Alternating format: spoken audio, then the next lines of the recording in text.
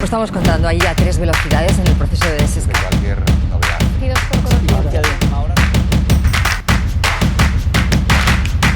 Lo que toca, lo que nos mandan y a la que aguantarlo. Miranda de Ebro vuelve al confinamiento desde hoy. Los más de 35.000 vecinos habrán de tener motivos justificados para salir de la localidad. Y así será al menos durante 14 días. La ciudad castellano-leonesa ya estuvo confinada antes del estado de alarma. Y espera e incertidumbre para los trabajadores de Alcoa.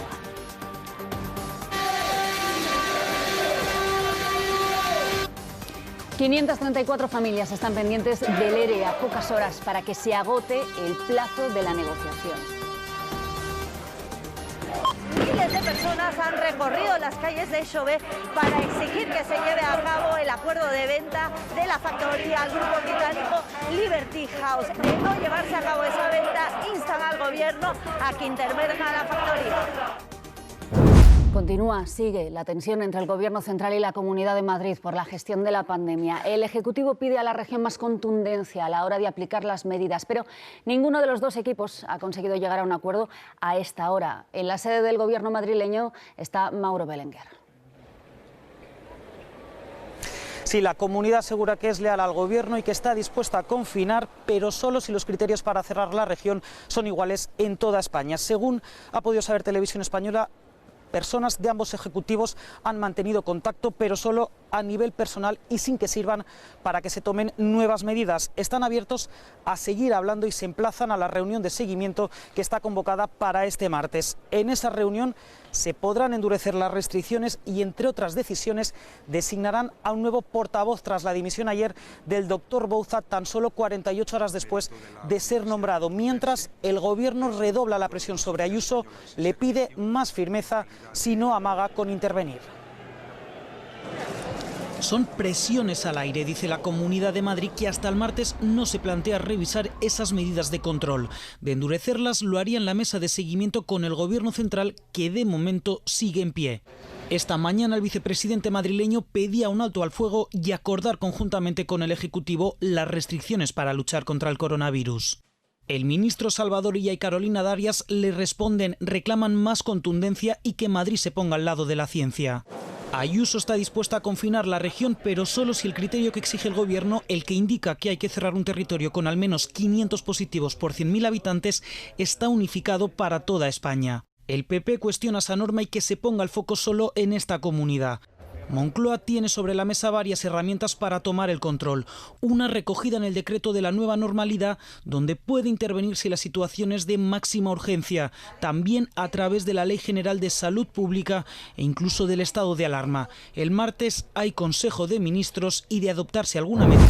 Y en medio de las decisiones y discusiones políticas, algunos vecinos de las zonas afectadas por las restricciones han salido hoy de nuevo a la calle para protestar contra la gestión del Gobierno regional.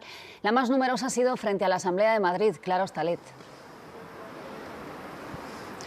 Sí, se han realizado algunas concentraciones en las áreas afectadas, como en Carabanchel, Usera, pero también en el centro, en la Puerta del Sol.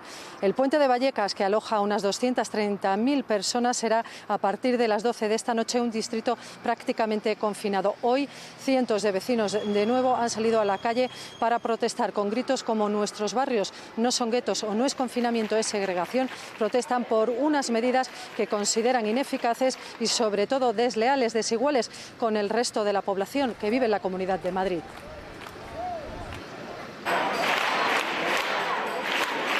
Nueva concentración en la Asamblea de Madrid, en Vallecas, la tercera esta semana por el confinamiento de los distritos. Medidas que consideran injustas e insuficientes. No es normal que yo en el metro sí pueda ir con gente que no conozco de nada, todo abarrotado, sin espacio, y luego no pueda ir, por ejemplo, a ver a mi abuela que vive 10 calles más para abajo. Problema general y hay que confinar a todo Madrid. Si confinar un barrio no vale para nada. Reclaman otro tipo de medidas, como más inversión en sanidad, refuerzo de los rastreadores o del transporte público, y han pedido la dimisión de la presidenta de la comunidad. Está haciéndolo todo al revés.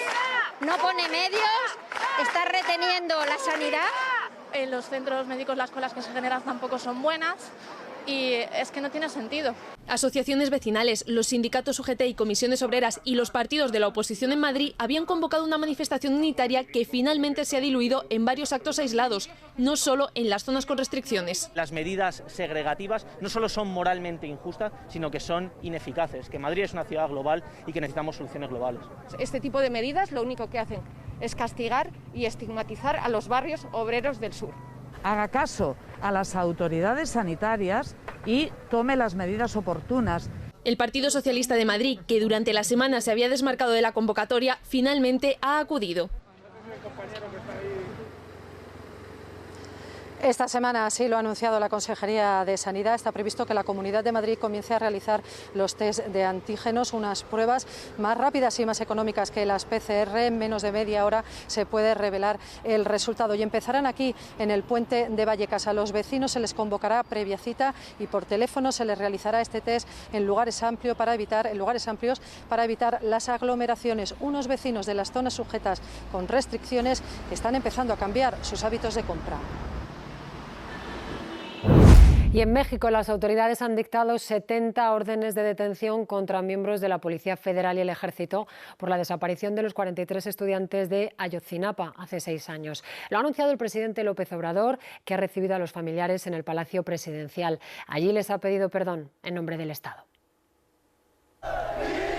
Miles de personas han desafiado al coronavirus para exigir justicia en el 6º aniversario de la desaparición de los 43 estudiantes de la Escuela Rural de Maestros Ayotzinapa en el estado de Guerrero. El secuestro de los jóvenes, todavía sin resolver, convulsionó al país, ha provocado protestas masivas desde 2014 y ha generado la condena internacional como uno de los ejemplos más oscuros de las dificultades del Estado mexicano para prevenir la violencia o condenar a los responsables. Dicen que a nuestros muchachos se los entregaron a la delincuencia. A nosotros no nos interesa eso, se lo llevaron los policías, participaron militares. Año y medio después de que López Obrador llegara al poder y creara una comisión de la verdad para investigar el caso, con las 70 órdenes de arresto del Ejército y la Policía anunciadas este sábado, se ven los primeros frutos. Órdenes de aprehensión contra militares que se van a ejecutar.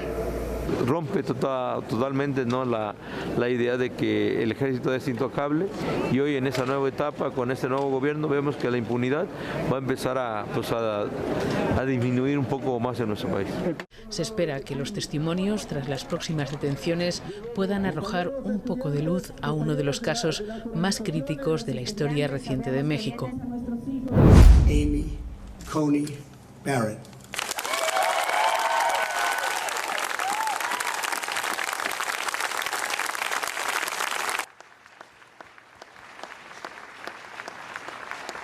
Como se esperaba, Donald Trump propone a Amy Coney para ocupar en el Tribunal Supremo la vacante que ha dejado la muerte de la magistrada Ginsburg.